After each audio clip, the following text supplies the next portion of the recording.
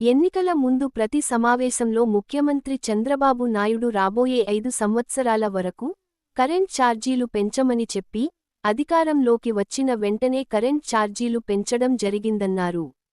ఇలా పెంచుకుంటూ పోతే రాబోయే 5 సంవత్సరాలలో ఇంకెన్నిసార్లు పెంచుతాడో అని ప్రజలు భయాందోళనలకు గురవుతున్నారని మాజీ ఎమ్మెల్యే కాటసాని రాంపాల్ రెడ్డి తెలిపారు.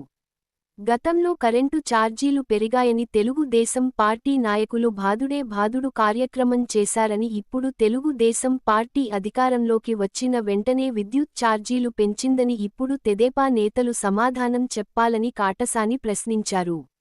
ఈ నెల 27వ తేదీన కరెంటు ఛార్జీల పెంపుపై వైఎస్సార్సీపీ పోరుబాట కార్యక్రమం నిర్వహిస్తున్నారు. ఈ కార్యక్రమానికి సంబంధించిన వాల్ పోస్టర్లను కాటసాని రాంభూపాల్ రెడ్డి ఆవిష్కరించారు. ఆఫీసులు ఇవ్వాలనేది కూడా నిర్ణయించుకోవడం జరిగింది.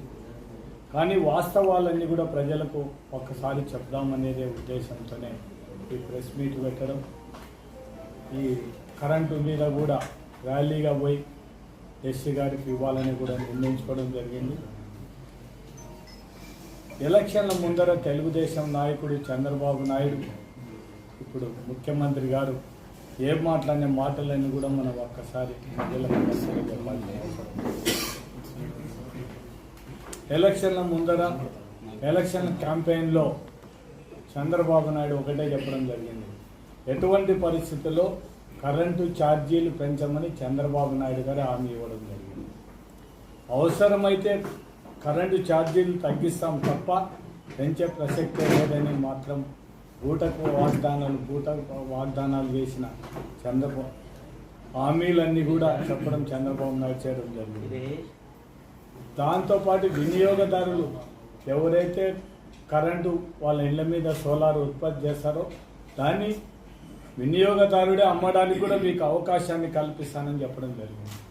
కానీ అధికారంలోకి వచ్చిన తర్వాత చంద్రబాబు నాయుడు ఇచ్చిన హామీలన్నీ కూడా తుంగలోనే తొక్కినవాడు చంద్రబాబు నాయుడు. జనం మీద ఛార్జీల మీద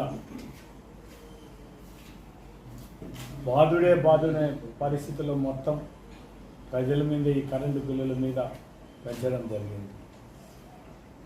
ఎలక్షన్ల అమ్ముడు ఓట్ల కోసం ప్రజలను అబద్ధపు హామీలతో ప్రజలను మోసం చేసి ఓట్లు వేయించుకున్న తర్వాత ప్రజలకు ఏ దాని మీద కూడా ప్రజలకు ఇవ్వాల్సిన, అంతకుముందు జగన్మోహన్ రెడ్డి ముఖ్యమంత్రిలో ప్రజలకు ఇచ్చే పథకాలను గురించి ఒక పథకం కూడా, కేవలం ఒక పింఛను తప్ప